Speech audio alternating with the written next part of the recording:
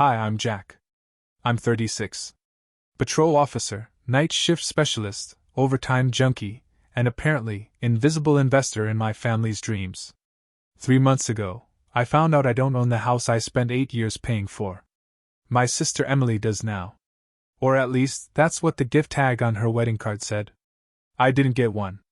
Let me back up. My mom called while I was stirring instant coffee with the same spoon I used to fix a radiator once.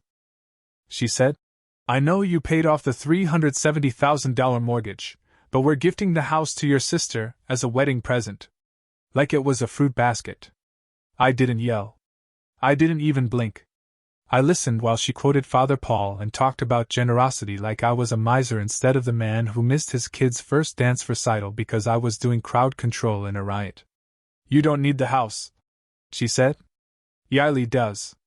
She and Tyler are starting out," I said. "I live here." Mom actually scoffed.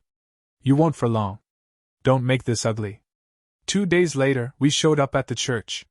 My wife Ava in a navy dress she'd worn to both our kids' baptisms. Our son carried a card.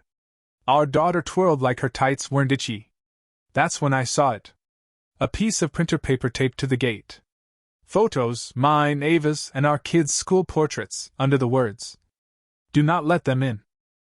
A volunteer usher blinked at me, then at the sign, then at his own shoes like they had answers. "I'm sorry, man," he muttered. So we turned around. No scene. No yelling. Just 4 people walking back to a minivan that carried more memories than the wedding ever would. And 4 hours later, my mother finally noticed what had really walked away. Not a guest. Her consequences. The next morning, I opened the file I'd been building in silence for years. Mortgage_house_Jack. XLSX. It had tabs. Mortgage. Repairs.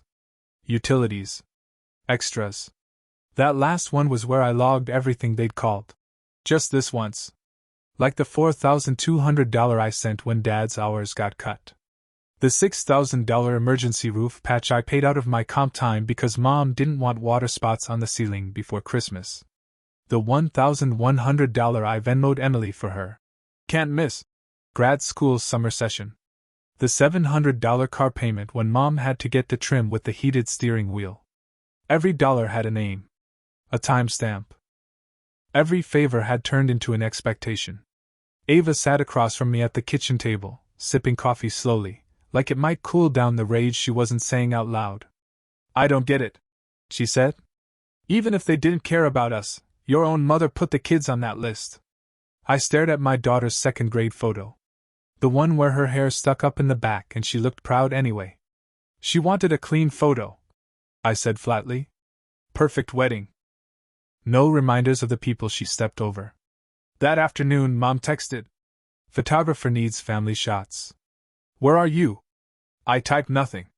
She followed up, "Don't make this a thing. We're all about love today. Jack, grow up." At 4:07 p.m., she realized I wasn't coming back. At 5:12 p.m., Dad called. "You made your mother faint," he said. Then, "Come fix this." I looked at Ava. Our kids were in the backyard, turning a stick into a spaceship. "I think they believe I'm still the version of me who never says no," I said. "You're not?" she asked, quiet. "I think I just retired." I grabbed a manila folder and started printing. The mortgage payoff letter. The refinance docs. The text where Mom said, "We renamed the deed in 2019, remember?" And my reply, "No, you didn't." And her follow-up, Right. We postponed." I titled the file, "For the Record." Then I uploaded it to the family group chat. No emojis.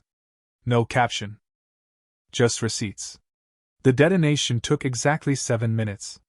That's how long it took between me posting the file in the group chat and my phone lighting up like it had declared war. First Mom. "Take this down right now. You're humiliating us on your sister's day. You're tearing this family apart." Then Emily. "WTF, Jack? You made Mom cry. This is the one day that wasn't supposed to be about you." I was halfway through a second coffee when Ava handed me my phone with 2 fingers like it had germs. "Tyler's calling." I answered. "Dude, he said, his voice full of beer breath and frat boy panic. You made my wife cry on our wedding day.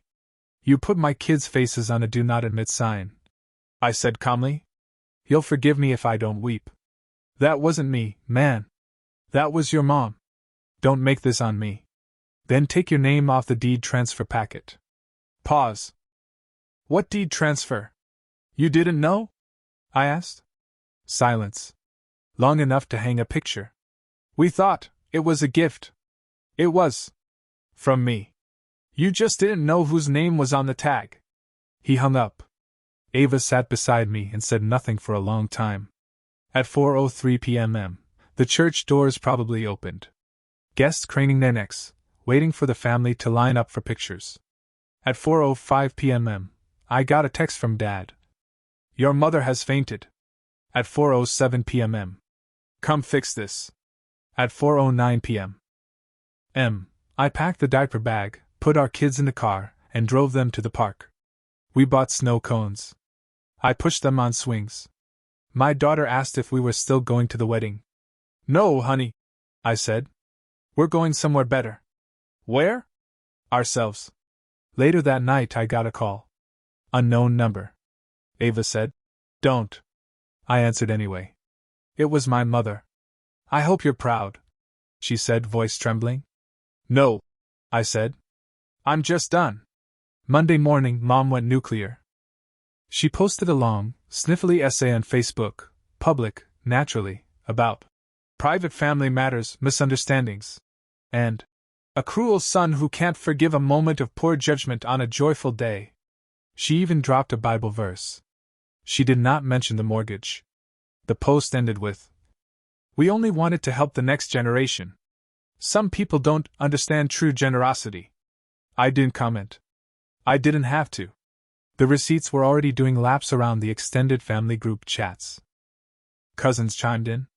People I hadn't heard from in years. Didn't know Jack paid it all. Wait, that was your money? We saw you on the roof that year. I thought you lived there. So that gift was stolen. Uncle Ray messaged me directly. Need help packing their stuff? I got a truck. That Tuesday, Emily called. Her voice was small, like it was trying to hide in her throat. We didn't know about the sign, she said. That was Mom. Silence. She just wanted the day to be perfect. I didn't reply. We're not the bad guys. Tyler and I thought the house was a gift. They said you agreed. They lied. I said. She exhaled like she just realized the water she was standing in was deeper than she thought. So what happens now? Now? I said. I live in the house I paid for. You live in whatever you can afford. Her voice cracked. We can't afford much. Then you learn. I said. Like I did. 2 days later, Mom and Dad showed up on my front porch. No call. No text. Just two parents standing like ghosts in church clothes. I stepped outside and closed the front door behind me. Mom started in with tears. Jack, I haven't slept. My blood pressure's through the roof. Grandma's asking questions. Then answer her, I said. We already told people you misunderstood. I blinked. You mean I hallucinated 8 years of bank statements? She pointed at my chest like she could press reset with one finger. You humiliated us. You used my children's faces to keep them out of a church. Dad tried to interrupt. Tried reason. We can't afford to move. Prices are insane. You've had 8 years. I said. This isn't sudden. This is overdue. He squared his shoulders. This how you treat your elders? No, I said. This is how I stopped being treated like a wallet. Then I handed him a calendar. 3 weekends circled in red. Pick 2. I'll even help you pack. Mom gasped like I'd slapped her. You'd put your parents on the street? No, I said. I'll help you move into something you can afford. I'll even set up your Wi-Fi. But you are not staying here. And for the first time in 36 years, they didn't know what to say. They didn't pick a weekend. Of course they didn't. Instead, Mom posted again. This time with a black and white photo of me as a baby and the caption. He used to be so sweet. Where did we go wrong? No comments allowed. Emily sent me a long text about the sanctity of marriage and how I ruined her big moment. I answered with 2 words. Boundaries work. That Saturday, Uncle Ray pulled up with a U-Haul and a grin. Pick a weekend, he said, slapping the side of the truck. Or I'll pick it for you. He started boxing Dad's garage museum. Old fishing rods. A treadmill used twice. Enough screws and jars to rebuild a battleship. Aunt Teresa followed, bubble-wrapping Mom's ceramic roosters like they were fine art. I stood in the hallway and pulled down the live, laugh, love sign. Set it gently against a box. Not out of sentiment. Out of closure. By late afternoon, Dad showed up. He stood in the doorway like a foreman who couldn't fire anyone anymore. Mom followed, clutching her purse like a Bible. Jack, she said, with the full weight of drama school. This is a mistake. We're not doing this. We're not leaving. Ray put a hand on her shoulder. Actually, you are.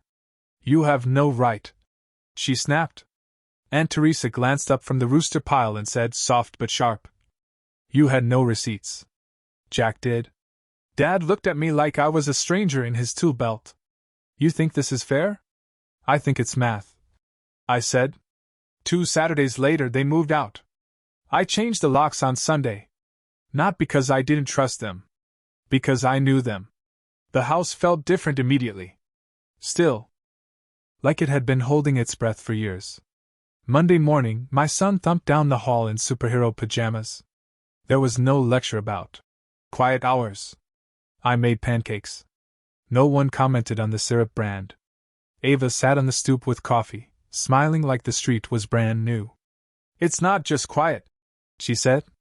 No, I said. It's ours now. Work found out eventually. Of course it did.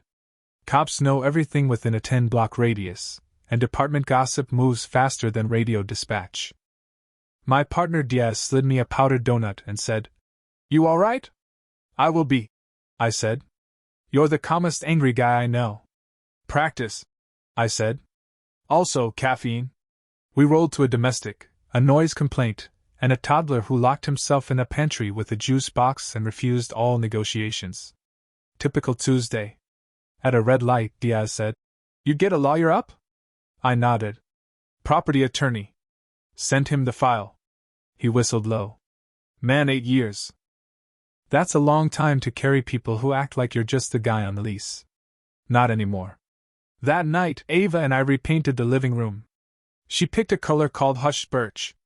I said it looked like oatmeal with ambition. She laughed, the kind that settles in your chest for hours. We moved the couch off the wall, something she'd wanted forever. My mother used to scold. Furniture belongs flush. Not anymore. As we moved things, we found a tiny handprint on the baseboard. Our daughter's. From when she was 2 and liked to help. I left it. Some things matter more than clean paint. The next week, Father Paul approached me after Massachusetts. Jack, he said, cautious. I heard there was difficulty. There was. He adjusted his glasses like he was fixing a bad signal. I may have been quoted in ways I didn't intend. It happens. You're a good man, he said. Boundaries aren't a sin, I said. Didn't think they were. He nodded. That evening, I sat on the floor while the kids built a city out of blocks. They asked if they could use the cereal boxes for towers. Ava said yes before I even looked up. The towers wobbled, but they held. I opened my spreadsheet for the final time. Renamed the file. U.S. 3 lines. Mortgage, $0. Emergency fund, building. Sanity, paid. I closed the laptop. Then I let the quiet settle in, not as a warning, but as peace. A month after the move out, a card arrived. Cream envelope. Glitter accents. Smelled like vanilla frosting and passive aggression. Inside, a photo of Emily in her wedding dress under twinkle lights, holding a bouquet like it owed her money. On the back, in perfect looping script. We forgive you. I didn't laugh. Not out loud. I just placed the card in the junk drawer between the batteries and the packing tape. Ava saw it later and raised an eyebrow. You reply? Nope. She grinned. You're learning. Meanwhile, Emily and Tyler moved into a 2-bedroom rental across town. They posted about it on Facebook like it was a lifestyle choice instead of a necessity. Tyler even complained about their landlord once. I scrolled past. No reaction. I'm not in the business of, told you so. I'm in the business of, not my job anymore. A few relatives tried to creep back in. Some with apologies that had no buts or explanations. Those are the ones who now come over for burgers, sit on the porch, and watch the kids chase bubbles down the walkway. The others? They mostly stay quiet, unless they need something. Silence makes a great filter. One Sunday, we drove past the church. My son pointed to the wrought iron gate. That's where the picture was, right? He asked. The mean one? Yeah, I said. The mean one. He nodded like he was storing the information. We didn't stop. Just kept driving. Home. The real one. The one no one can gift to someone else. Sometimes after a long shift, I don't go straight inside. I park out front, engine ticking, cruiser quiet, the city noise fading behind me. The porch light Ava always leaves on glows warm. 3 bikes lean against the garage in a crooked line that only makes sense if you know the kids who parked them. Inside, I can hear the faint sound of laughter. The good kind. The safe kind. And I sit there for just a minute longer.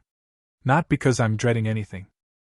But because for the first time in 8 years, there's no fire to put out. I used to think love looked like sacrifice. Like paying in silence. Now I know.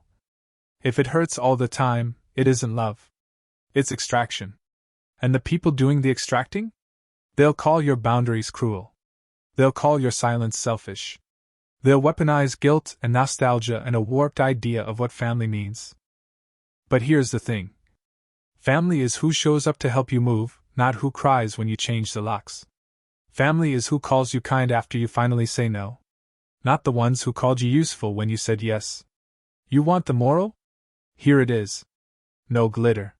No bow. I am not a wallet. I am not a backup plan. I am not a quiet place for other people to leave their mess. I am a father. A husband. A man who paid off a house and decided to live in it, fully, honestly, with people who respect the cost of peace.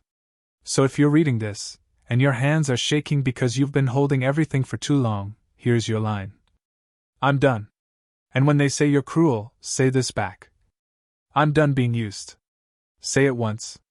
Say it until your voice stops cracking. Say it until the silence that follows feels like freedom. Then go home. Make pancakes with the syrup you like. Paint the living room the color you chose. Leave the handprint on the wall. Move the couch away from the wall. Throw the card in the drawer. And if you hear a knock on the door from the past, you're allowed not to answer. You earned that. This house is yours.